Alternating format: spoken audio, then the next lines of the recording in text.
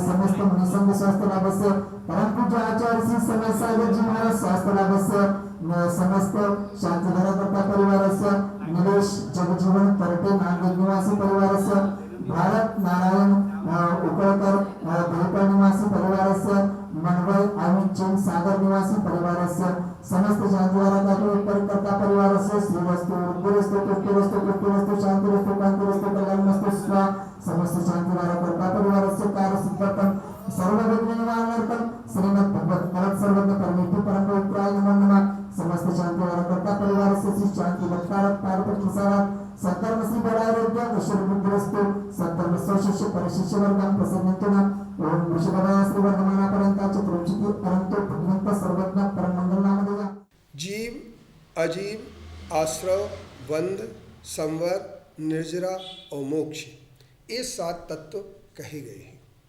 इन 7 तत्वों का ज्ञान नाम की दृष्टि से तो सबको होता है, लेकिन ये तत्व जो होते हैं जीव अजीव बंध और संवर निर्जर मोक्ष, और ये जो जीव अजीव आश्रव बंध संवर निर्जरा मोक्ष इन 7 तत्वों का विवेचन आगे जाकर के किया गया है। तो हमें ये देखना है कि ये तत्व की आवश्यकता क्या है। तत्वासूत्र एक ग्रंथ हमारे सामने जिसका नाम ही तत्वासूत्र कहा गया है।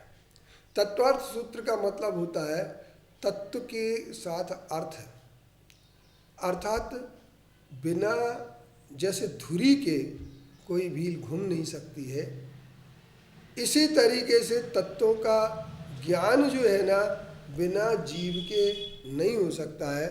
जीव के आधार पर ही हमारे आश्रव बंध संवर निर्जरा और मोक्ष ये सब तत्व घूम रहे हैं। और हम लोगों के लिए जब ये तत्व की घूमने की बात आती है कि ये तत्व घूम कैसे रहे हैं, तो हम ये कह सकते हैं जीवा जीव विशेषा, जीव और अजीव के जो विशेष है उसके आधार पर ही तत्व कहा गया। और इसीलिए जीव और अजीव का विशेष जो संबंध बनता है सामान्य से और विशेष की ओर ले जाना, पंडित दौलत राम जी ने यही कहा है कि सामान्य से विशेष की ओर जाते हैं।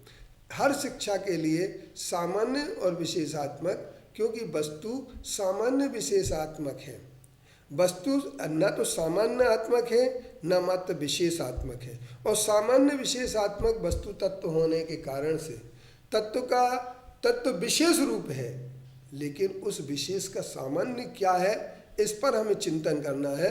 तो उसका सामान्य जो होता है वह होता है आत्मा जीव। जो आत्मा है उस आत्मा में ही जीवत्व होता है, और उसकी जब शरीर आदि की अपेक्षा दृष्टि हो जाती है तो वह अजीब हो जाता है। और जिस समय आत्मा के योगों की परिणति होती है उस समय आश्रव हो जाता है, और जिस समय आत्मा की और पुद्गल के एकात्मक संबंध हो जाते हैं तो उसे बंध तत्व कहते हैं। और जब आत्मा अपने संपूर्ण विभावों को दूर करके और आत्मा सिर्फ आत्मा तत्व में लीन हो जाती है और बाहरी जितने भी विकार भाव रुक जाते हैं तो वह संवर तत्व कहलाता है। और निर्जरा तत्व जब कर्म की आंशिक रूप से क्षति होने लगती है, कर्म का आंशिक रूप से क्षय हो जाता है, तो उसे मोक्ष कहते हैं। और मोक्ष के लिए वहाँ पर हमारे लिए निर्जरा और मोक्ष की बात आती है। आंशिक क्षति निर्जरा है और संपूर्ण रूपेण कर्म का क्षय हो जाना मोक्ष है। इस मोक्ष तत्व को हम जब समझ लेते हैं तो जीव अजीव आश्रव बंध संवर निर्जरा और मोक्ष।